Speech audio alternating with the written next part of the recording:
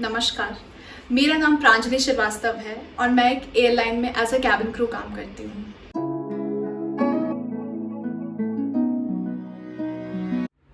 तो आजकल air travel बहुत ही अफोर्डेबल और फीजिबल हो गया है। हर एयरलाइन ये ट्राई करती है कि वो अपने टिकट प्राइसेस जितना कम हो सके उतना कम रखे ताकि ज़्यादा से ज़्यादा लोग उनकी एयरलाइन में ट्रैवल करें। पहले ऐसा नहीं था। पहले आई गेस बहुत ज़्यादा पैसे लगते थे हर टिकट के, because me being from a very middle class family, मैंने कभी एयरक्राफ्ट देखा ही नहीं था। कभी चढ़ना तो दूर की बात है। हम लोग सिर्फ आसमान में देख के सोचा करते थे कि कभी हमें वहाँ जाने का मौका मिलेगा। सो आई नो कि पहले के टाइम पे एयर ट्रैवल कैसा रहता था और आज के टाइम में कैसा हो गया है। एयरलाइन इंडस्ट्री बहुत बूम कर रही है, अपना एविएशन बहुत बूम कर रहा है। ऐसा प्रेडिक्ट किया गया है कि नेक्स्ट 5 years में जितना एयर ट्रैवल आज के डेट में हो रहा है उसका डबल हो जाएगा। सो ऑब्वियसली ज़्यादा लोग होंगे तो चैलेंजेस भी ज़्यादा होंगे। डिलेज और डाइवर्जन एक सबसे बड़ा मेजर प्रॉब्लम है एविएशन इंडस्ट्री में, बट लोगों को सिर्फ कंप्लेन करना आता है। In fact being a cabin crew also, हम लोग भी जब वहाँ फंसे होते हैं हम सिर्फ क्रिप करते हैं, कंप्लेन करते हैं, बट उसके पीछे का एक्चुअल चीज़ लोगों को नहीं पता। हम लोग उस डिपार्टमेंट में हैं, हम लोग वो चीज़ फेस कर रहे हैं। तो ऐसी बहुत सारी चीज़ें हैं जो कि लोगों को, जो कि आम जनता को नहीं पता होती है। जैसे कि मैंने बोला कि आजकल हर कोई उसमें ट्रैवल कर रहा है, तो हर किसी को तुम बता नहीं सकते हो या फिर हर किसी को इसके बारे में जानकारी नहीं होगी कि अगर कोई चीज़ वो एयरक्राफ्ट में हो रही है या कोई इंस्ट्रक्शंस दिए जा रहे हैं तो उसके पीछे का क्या रीज़न है। एंड आयरनी ये है कि कोई ज़्यादा पता करने की कोशिश भी नहीं करता है। वो सिर्फ उस प्रॉब्लम को बोलते हैं कि ऐसे कर रहे हैं, ये हो रहा है, हमें ये नहीं करने दे रहे, हमें वो नहीं करने दे रहे। यहाँ पे मैं किसी का कंप्लेन नहीं कर रही हूँ, ना ही पैसेंजर्स का ना ही एयरलाइन स्टाफ का, बट यहाँ पे दोनों को साथ में लेके चलना पड़ेगा ताकि आगे चल के हम लोग इस चीज़ को और कॉमन कर सकें, एज इन एयर ट्रैवल को और कॉमन कर सकें। तो हमेशा हर एक बीच का रास्ता निकालना चाहिए कोई भी प्रॉब्लम का। मैं ये चीज़ अपने पर्सनल लाइफ में बहुत इम्प्लीमेंट की हूँ कि अगर तुम्हें ऐसा फील हो रहा है कि ये गलत है, सामने वाले को ऐसा फील हो रहा है कि ये गलत है, तो तुम कुछ ऐसे बीच का रास्ता निकालो जिसमें तुम दोनों को फील हो कि यार ये पार्शियली सही है। उससे दोनों की प्रॉब्लम सॉल्व हो जाती है।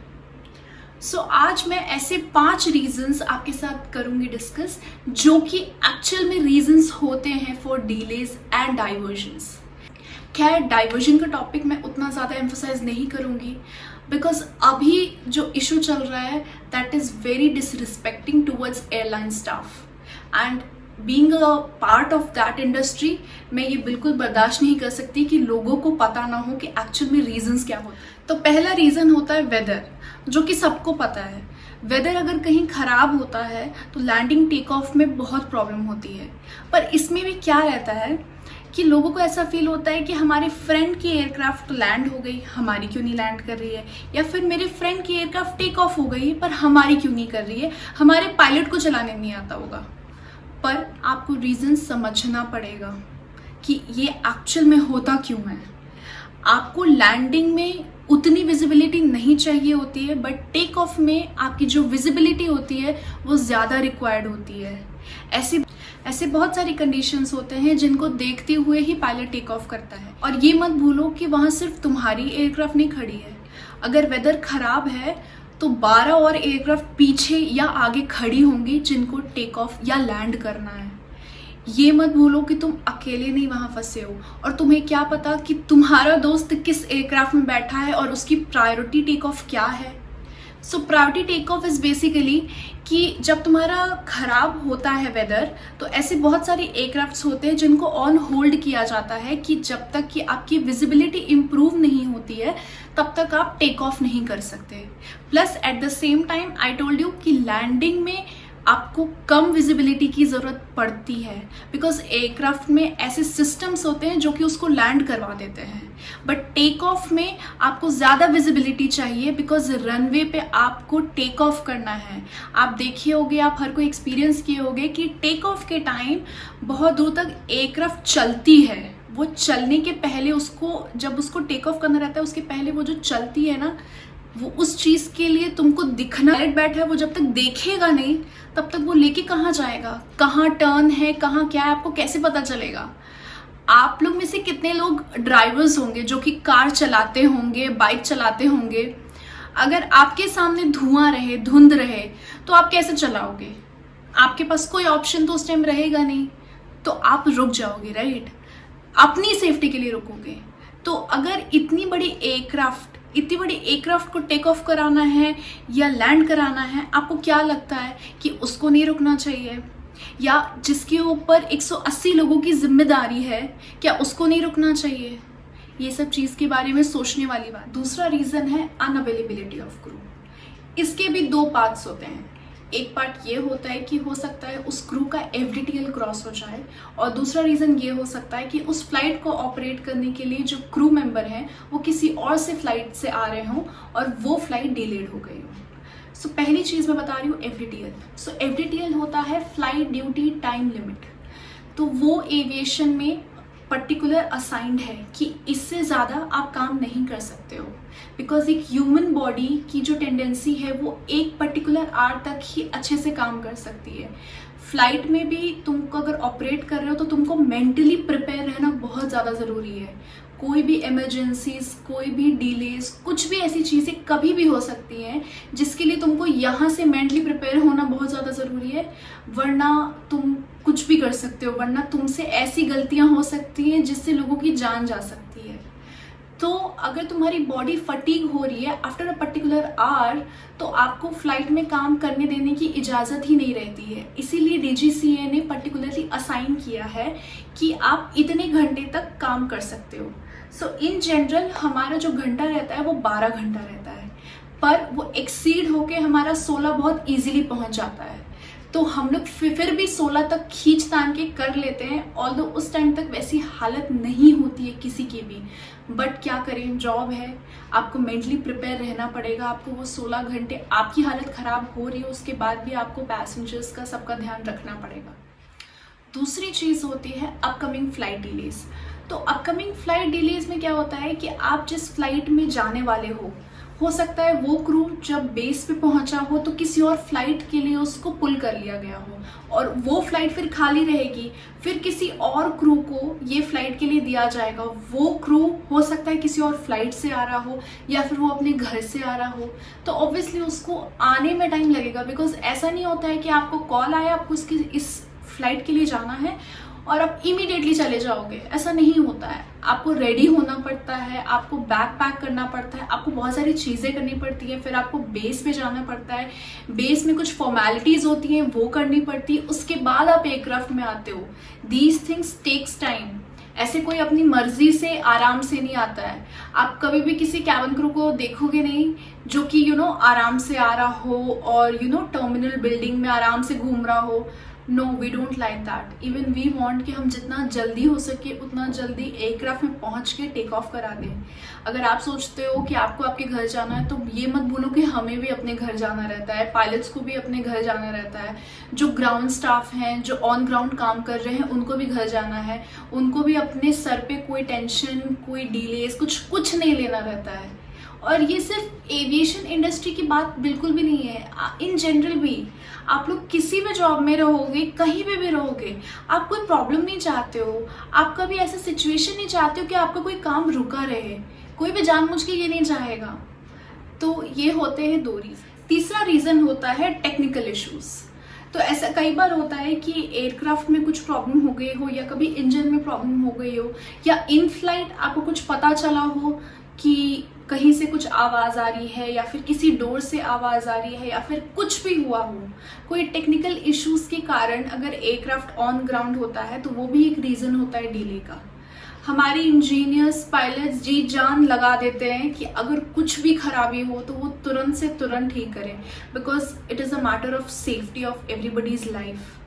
तो ये सारी चीज़ें बहुत मैटर करती हैं। इनफैक्ट ट्रस्ट मी, अगर छोटी से छोटी चीज़ भी खराब रहती है ना एयरक्राफ्ट में, जिसका मे बी इनसाइड ज़रूरत भी नहीं है, बट अगर वो खराब है एंड व्हाट इफ किसी इमरजेंसी में उसकी ज़रूरत पड़ जाए, हम लोग वो तक ठीक कराते हैं।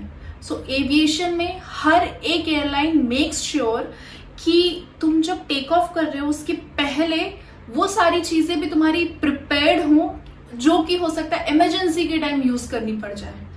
तो ये सब चीजें होते हैं। टेक्निकल इश्यूज से ही रिलेटेड एक और चीज आता है इक्विपमेंट फेलियर।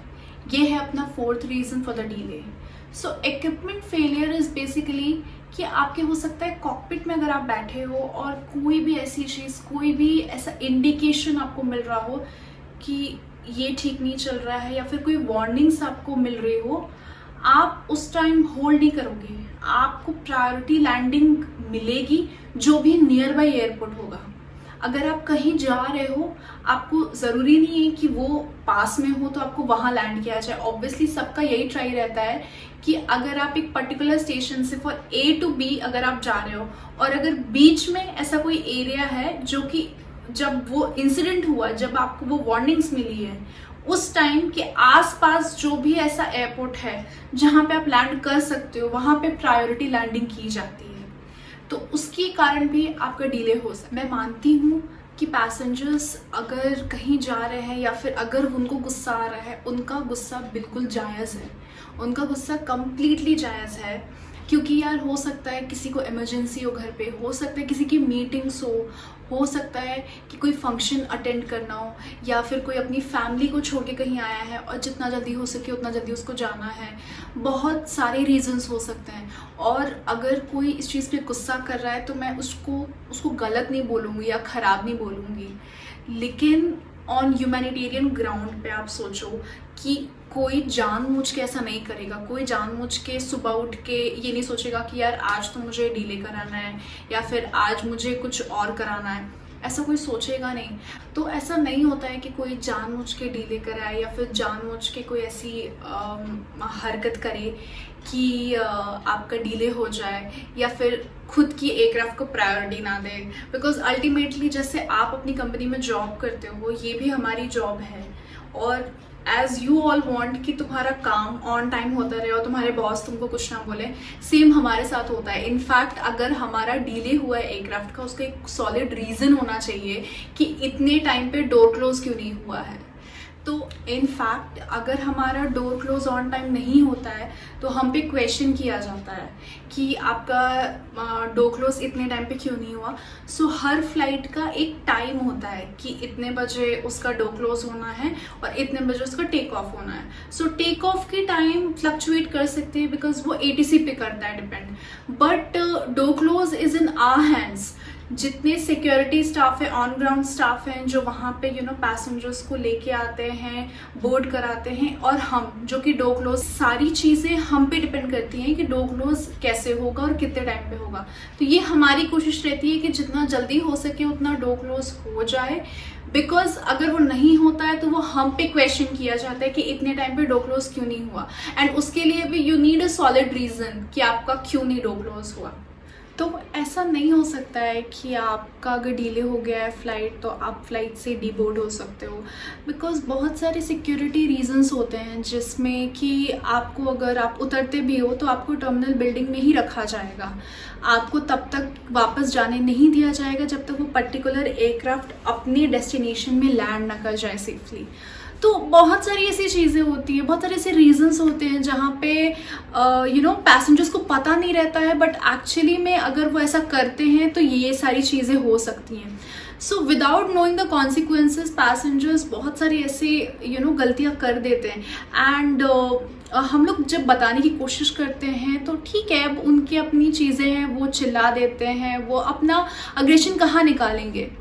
बट मैं एक चीज़ बोलना चाहूँगी कि आप अगर कुछ भी कर रहे हो ना, एज ए इंडिविजुअल आप सोचो कि उसके पीछे अगर कोई रीज़न है, अगर कोई बोल रहा है तो एक्चुअल में वो जेन्युइन होगा। कोई नहीं चाहेगा कि तुम ऐसी कुछ भी करो, या फिर एयरलाइन एम्प्लॉय का ये काम नहीं होता है कि वो हमेशा तुमको हर चीज़ करने से रोके, वरना पीपल थिंक कि मतलब वो हमें जानबूझ के रोक रहा है या फिर ये हो रहा है वो हो रहा है।